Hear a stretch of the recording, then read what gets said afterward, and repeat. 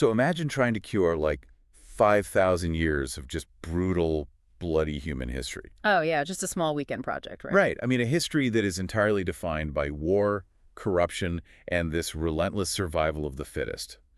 And now, imagine that the proposed cure for all of that deeply ingrained human suffering is the internet. Which is, yeah, it's a staggering proposition when you first hear it. It really is. Today, we are opening up a blueprint for a global utopia that literally claims a digital connection is the key to this massive planetary purification. And we are so used to thinking of utopian blueprints as physical things, like Yes. laws, borders, or intentional communities carving out a specific piece of land. Yeah, totally. But the worldview we are unpacking today proposes a complete shift away from physical borders. Mhm. It points toward this borderless, purely spiritual, and highly organized digital utopia. Welcome to the deep dive. We are so glad you are here with us. Today, our mission is to really immerse ourselves in a single, utterly fascinating translated manifesto. It's titled Opening the Era of Lifechanyuan, a word of encouragement to fellow celestials. Yeah, written by an author named Xuefeng. And I have to say, this text does not do things by halves. Reading it feels like stumbling upon the architectural blueprints for a spiritual utopia, but instead of using bricks and mortar, the builder is trying to construct a new world using pure ideology and internet forums. That is a very accurate way to frame it. Xuefeng lays out this grand, sweeping vision for the entire future of humanity. We are looking at a massive ideological architectural plan. And we're going to unpack exactly how this blueprint is supposed to work for you.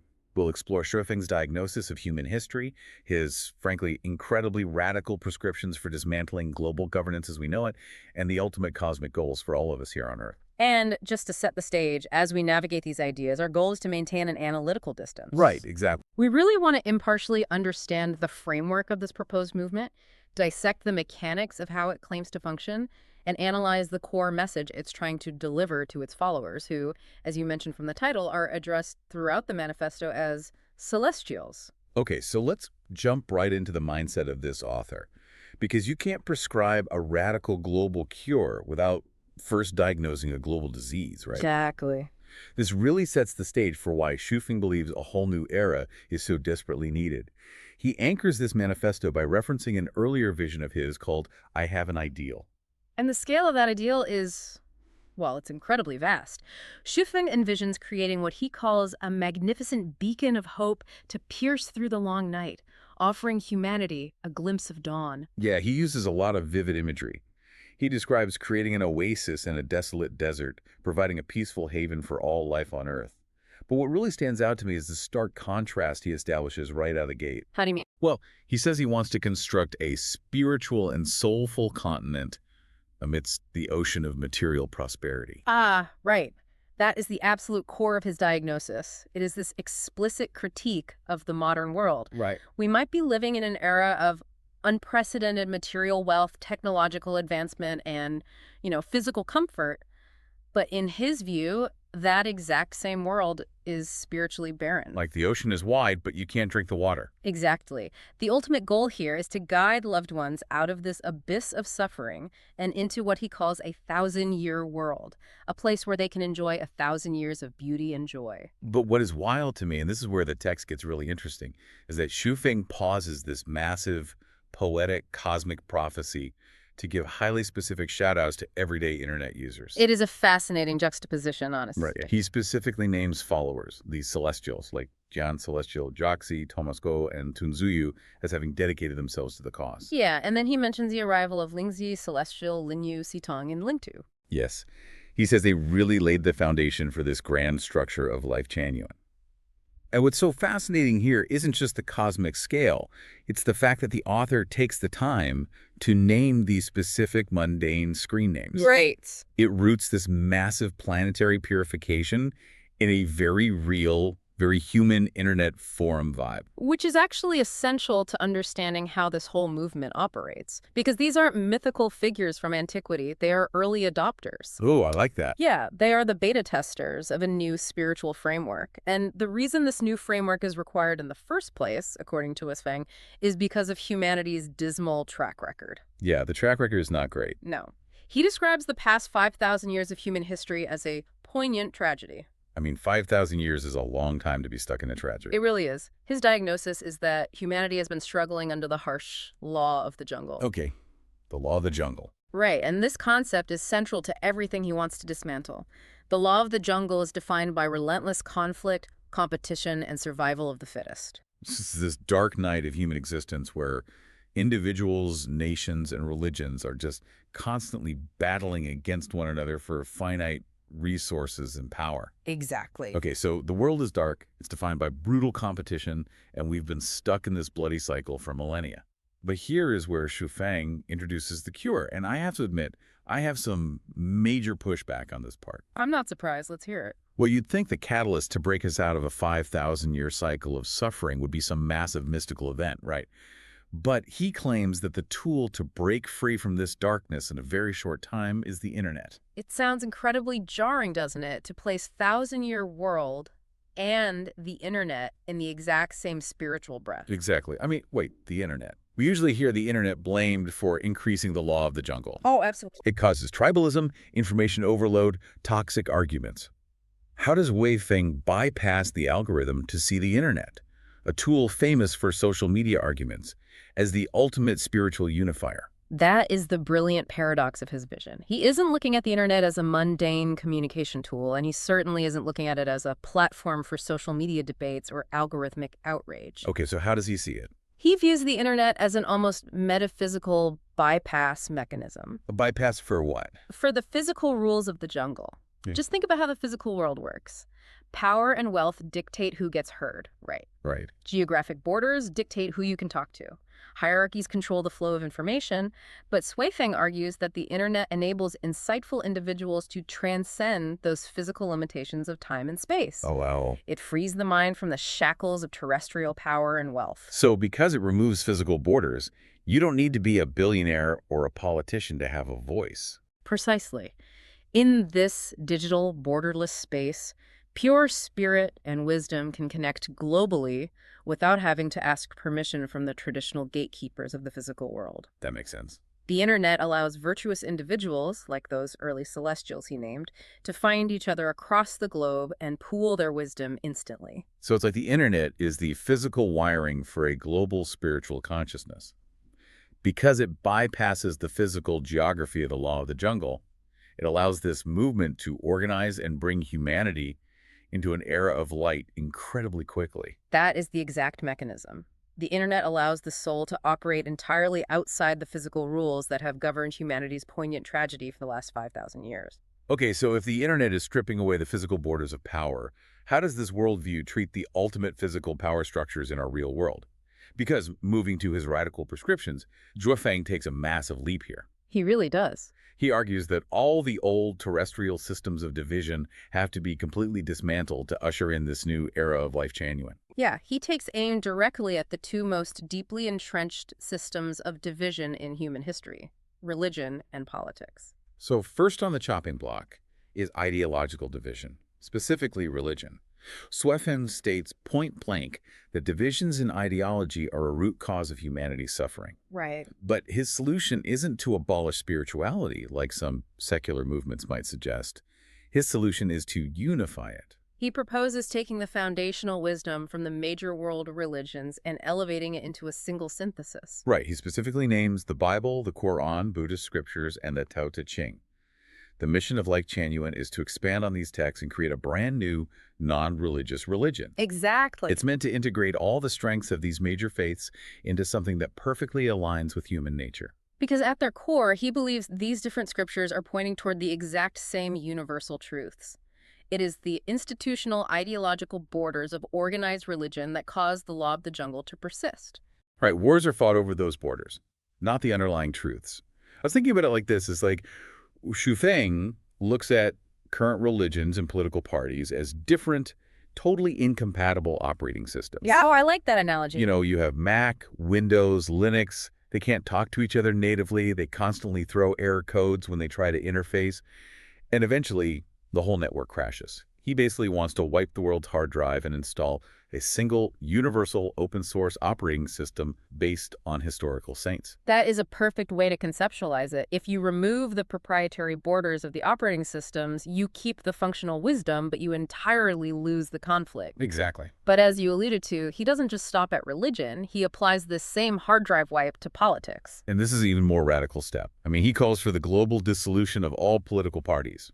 Every single one, everywhere in the world. He labels the very existence of political parties as another fundamental root cause of human suffering. And if you think about it from his perspective, if political parties exist strictly to compete for power, which is kind of the fundamental essence of politics, then they are just modern, legalized manifestations of that ancient law of the jungle. Okay, if you were listening to this right now and thinking, dissolve every political party on Earth, that sounds like instant terrifying anarchy. You aren't alone. We have to look at how Xuefeng actually expects us to pull this off. What is the alternative?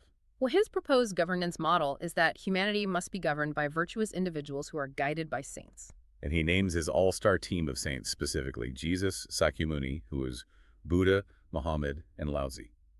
He explicitly says humanity's governance model must combine Lifechanyuan with secular government. Which naturally raises some massive logistical and ethical red flags for anyone accustomed to modern democratic systems. Huge red flags. I mean, it's essentially proposing we draft an all-star team of history's heaviest spiritual hitters to run a unified global government. But here's the rub. How does a text propose merging secular government with a system guided by saints without it just becoming a massive global theocracy? It's a very fair critique. Right.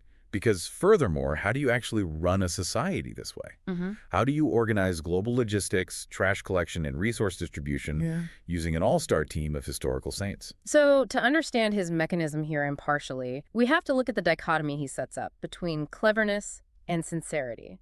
Xuefeng holds this underlying belief that true governance shouldn't rely on human cleverness. Cleverness meaning like political maneuvering. Exactly. Cleverness implies strategy, trickery, navigating a competition. It is the language of the jungle. A theocracy, in the traditional sense, is still a system of rules, legal loopholes, and physical enforcement. It is a human power structure enforcing clever laws. So how does his system function without those laws? Xuefeng argues governance must rely entirely on sincerity and the power of the soul.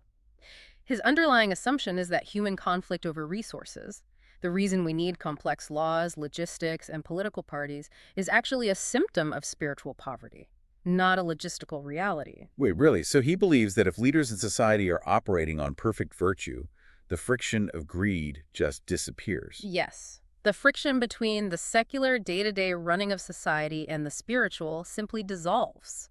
If everyone operates on profound sincerity, you don't need a massive legal apparatus to enforce contracts. Because everyone just keeps their word. Right. You don't need political parties to fight over budgets. Even mundane things like who takes out the trash become acts of communal service rather than forced labor. Wow. He envisions a governance model built on the assumption of perfected human virtue, rather than our current models, which are entirely built on checks and balances against human corruption. That is a wildly optimistic view of human nature.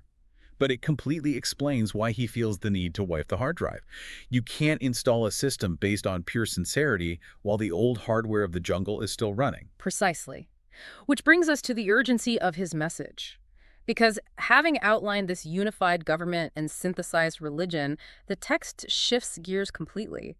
The blueprint moves from political theory to absolute cosmic urgency. Yes, he explains exactly why people need to join this movement and why they need to do it right now. The scale expands from redesigning society to the literal fate of the planet. Xuefeng makes a very striking claim. The Earth must undergo a purification process. And he doesn't phrase this as a possibility. He says this process is programmed and inevitable. The word programmed is vital there, right? Absolutely. It implies a cosmic order, a natural law that cannot be negotiated with, lobbied, or legislated away by human governments. It is a hard-coded event in the universe's operating system. And because of this inevitable purification, the stated mission of Lifechanyuan is to save as many lives as possible and guide them into this new era. He describes this mission metaphorically as harvesting the ripe crops. That this is where we hit another fascinating paradox in the blueprint. The contrast between the high stakes and the radically open door. Because the phrase harvesting the ripe crops, paired with an inevitable purification process, sounds a little ominous, almost apocalyptic. It definitely does. Yet, it's paired with this incredibly open-door policy where anyone can come and go. Yeah. I mean, he explicitly lists out who is welcome, and he leaves absolutely nobody out. Right. He lists Europeans, Asians, Africans, Americans, Christians, Muslims, Buddhists, Taoists, Members of all political parties. the rich, the poor, national leaders, and ordinary citizens. It is extreme inclusivity. And it's not coercive. The manifesto emphasizes that those who wish to enter will not be turned away. But equally important, those who wish to leave will not be stopped. You are free to enter and free to leave.